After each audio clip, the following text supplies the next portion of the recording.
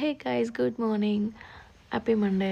ಸೋಮವಾರ ಆಗಿರೋದ್ರಿಂದ ಶಿವನ್ ಟೆಂಪಲ್ಗೆ ಹೋಗೋಣ ಅಂದ್ಬಿಟ್ಟು ದೇವಸ್ಥಾನಕ್ಕೆ ಹೋಗಿದ್ದೀನಿ. ಒಂದು ಸೋಮವಾರ ಆಗಿರೋದ್ರಿಂದ ಸಿಂಪಲಾಗಿ ಅಲಂಕಾರ ಮಾಡಿದ್ದಾರೆ. ತುಂಬ ಗ್ರ್ಯಾಂಡಾಗಿ ಏನು ಮಾಡಿಲ್ಲ, ಬಟ್ ಸಿಂಪಲಾಗಿ ಇದ್ರೂ ತುಂಬ ನೋಡೋಕ್ಕೆ ಖುಷಿ ಆಗ್ತಾಯಿತ್ತು, ಅಷ್ಟು ಚೆನ್ನಾಗಿದೆ ಸಿಂಪಲಾಗೆ. ನಾನು ಒಂದೊಂದು ಟೈಮ್ ಮಂಡೇ ಆಲ್ಮೋಸ್ಟು ವೀಕ್ಲಿ ಹೋಗಲ್ಲ, ಬಟ್ ಒಂದೊಂದು ಟೈಮ್ ಬೇಜಾರಾದಾಗ ಅಥವಾ ಏನಾದರೂ ಖುಷಿ ಆದಾಗ ಟೆಂಪಲ್ಗೆ ಆಲ್ಮೋಸ್ಟ್ ನಾನು ಹೋಗ್ತಿರ್ತೀನಿ. ಯಾಕೆಂದರೆ ಅಲ್ಲಿ ತುಂಬ ಜನಗಳೇನಿರಲ್ಲ ಗೈಸ್, ಸ್ವಲ್ಪ ಕಮ್ಮಿ ಇರ್ತಾರೆ. ಯಾಕೆಂದರೆ ತುಂಬ ಜನ ಇರೋ ಕಡೆ ಹೋದರೆ ಸ್ವಲ್ಪ ದೇವ್ರನ್ನ ನೋಡೋದಕ್ಕಾಗಲ್ಲ, ಅಟ್ಲೀಸ್ಟ್ ನಿಮ್ಮದೇ ಕೂತ್ಕೊಂಡು ಧ್ಯಾನ ಕೂಡ ಮಾಡೋದಕ್ಕಾಗಲ್ಲ. ಬಟ್ ಇಲ್ಲಿ ಕಮ್ಮಿ ಜನಗಳಿರೋದ್ರಿಂದ, ಕಮ್ಮಿ ಜನ ಬರೋದ್ರಿಂದ, ನ್ಯೂ ಟೆಂಪಲ್ ಆಗಿರೋದ್ರಿಂದ ತುಂಬ ಜನಕ್ಕೆ ಗೊತ್ತಿಲ್ಲ. ಸೊ ಹಾಗಾಗಿ ತುಂಬ ಹೊತ್ತು ಕೂತ್ಕೊಬೋದು, ದೇವ್ರ ದರ್ಶನ ಕೂಡ ನೀಟಾಗುತ್ತೆ.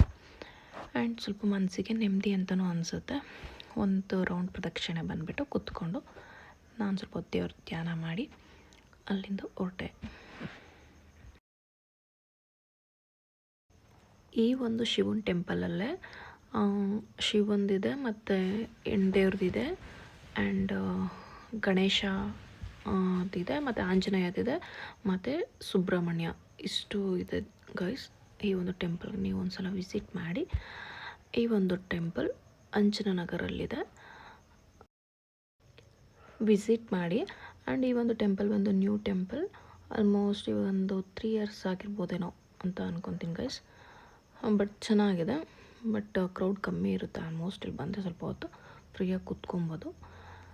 ನಿಮಗೂ ಫ್ರೀ ಇದ್ದಾಗ ಒಂದು ಸಲ ಟೆಂಪಲ್ ವಿಸಿಟ್ ಮಾಡಿ ಆರಾಮ್ಸೆ ದೇವ್ರ ಧ್ಯಾನ ಮಾಡಿ ದರ್ಶನ ಮಾಡಿ ಆ್ಯಂಡ್ ಹೋಗಿ ಒಂದೊಂದು ಟೈಮ್ ಪ್ರಸಾದ ಕೊಡ್ತಾರೆ.